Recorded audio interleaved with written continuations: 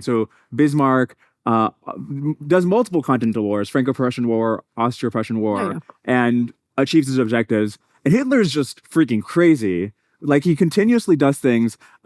He knows that going to war with Poland in 1939, France and Britain will join. He's like, I will fight both of them for Poland for some reason. Resources, big resources. Somehow that works. Then he gets, France falls in a few weeks. Instead of stopping there, he decides, now I'm going to go to war with the whole of the Soviet Union. He decides, in what way is it a continental strategy to then declare war on America, which is an ocean away? It's not even an adjacent continental power. So it seems just like him being crazy explains more than him pursuing a continental strategy. Let's talk about Bismarck. Bismarck did not, this is the difference between limited and unlimited objectives. And these concepts, which I've tried to transmit in these lectures, I think are useful, and you apply them to other things. So an unlimited objective means the state in question is not going to exist at the end of the war. And if it's really unlimited, and Hitler does the most unlimited variant, he's going to kill all the people. Like, if Slavs, he's going to literally butcher them all. So that's one kind of war. A limited war means you want maybe a hunk of territory, something less. The opposing government's going to live. So Bismarck runs 3 wars. One is the Danish War, then there's the Austro-Prussian War, and then there's the Franco-Prussian War.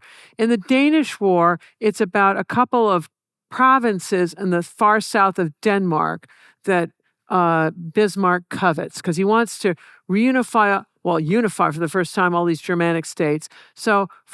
And he trounces Denmark in that war. Does he go for regime change in Copenhagen? No way. He just says, cede this place that you shouldn't have had anyway because it's got a bunch of Germans in it. And so if you think about, this is another concept, value of the object. How much is victory worth to you versus the other guy? For Denmark, of just making Bismarck go away and this little state, the value of the object's lower to them because they aren't thinking in terms of creating a greater Germany, which Bismarck is. So you have 2 things going on. You're giving the Danes, given how much the Prussians trounced them, a generous peace. You're saying just get rid of this Germanic part that you don't really much care about. So he gets away with that one. Then in the war against Austria, he just slams them. He's got this railway system that allows them to deploy where the Austrians can't. And there are all these little Germanic states watching all this going on, and they're starting to confederate sort of with Prussia because they're scared of all of this. And so instead of doing regime change in Vienna, it's just saying, hey, let's cede a few more of these things to Germany. And it was a big empire where you have pieces, you own pieces, you lose pieces, you lose pieces, you own pieces. So for the Austrians, the value of the object, again, is much lower. Given how they were slammed in the war, it seems to be a generous peace.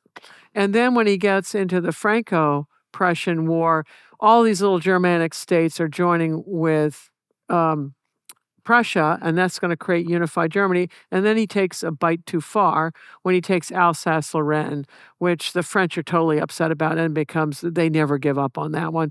But all of these objectives are limited objectives. He's not overthrowing the Danish government, the Austrian government, or the French government. And the value for Prussians of unifying the Germanic states is far greater than the places that are losing these itty-bitty places. Also, they don't get the big picture. They don't see it till it's done, that whoops. By doing all of this, Prussia has transformed itself from the weakest of the 5 great powers of Europe to second only to Britain. And that's ex post facto, and it's a real reason why you don't want royalty running stuff. You want people who get their jobs based on merit rather than who their dad was. Because it's in the world that Bismarck's dealing with is kings who are just clueless what they're up to.